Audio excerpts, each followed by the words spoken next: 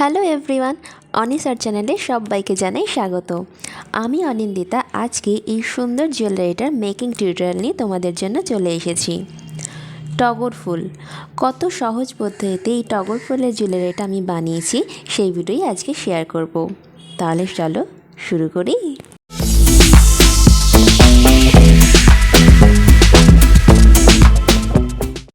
সবার প্রথমে আমি মোল্ডেড ক্লে দুটো কম্পোনেন্টস নিয়ে নিয়েছি। ঠিক যতটা আমার প্রয়োজন আমি ঠিক ততটাই সমান মাপের ক্লে বের করে নিয়েছি। আর সেই দুটো পরিমাণ ক্লেকে আমি খুব ভালোভাবে মিশিয়ে নিয়ে একটা ডো বানিয়ে নিয়েছি।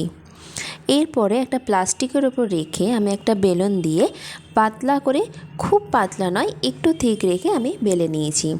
তারপরে একটা কাটার দিয়ে সেটাকে আমি প্রথমে আমার লকেটের যে সাইজটা হবে সেই সাইজের একটা বেস কেটে নিচ্ছি। এরপরে দেখো আরেকটু ছোট কাটার দিয়ে আমি মাঝের যে অংশটা সেটা আমি কেটে নিচ্ছি। এইটা আমাদের বেস।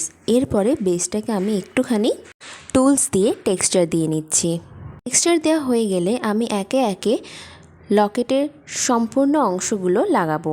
প্রথমে আমি পাতাটা লাগাবো। পাতার জন্য আমি কিছুটা পরিমাণ ক্লে নিয়ে সেটাকে গোল বল করে নিই। তারপরে সেটাকে ওয়াটার শেপ দিয়ে সেটাকে তুলির সাহায্যে দেখো তোমরা একটা আমি পাতার শেপ করে নিয়েছি। এরপরে জবা ফুলের পাতা আমি এর ওপর বসিয়ে দেখো পাতার যে ছাঁচ হয় সেই ছাঁচটা কিন্তু আমি খুব সুন্দরভাবে এখানে পেয়ে গেছি। তোমরাও যদি এইভাবে করো তাহলে কিন্তু পাতার ছাঁচ আনতে তোমাদের কোনো অসুবিধা হবে না। অথবা তোমরা যদি চাও তাহলে টুলসের সাহায্যেও কিন্তু পাতার ছাঁচ নিয়ে আসতে পারো। আমার অন্যান্য ভিডিওতে তোমরা দেখে থাকবে আমি টুলসের সাহায্যেও কিন্তু পাতার ছাঁচ এনেছি। এরপরে ফুলগুলো করার জন্য আমি ছোট ছোট ক্লে দিয়ে বল বানিয়ে নিয়ে সেগুলোকে ওয়াটার ড্রপ শেপ করে নিয়ে তুলির সাহায্যে দেখো পাতলা করে বেলে নিয়েছি। আর এগুলো আমার পাপড়ির মতো দেখতে হয়ে গেছে। এরপরে বেসের ওপরে আমি একটুখানি ক্লে বসিয়ে নিয়ে তার উপরে আমি এক এক করে পাপড়িগুলোকে বসিয়ে দিচ্ছি।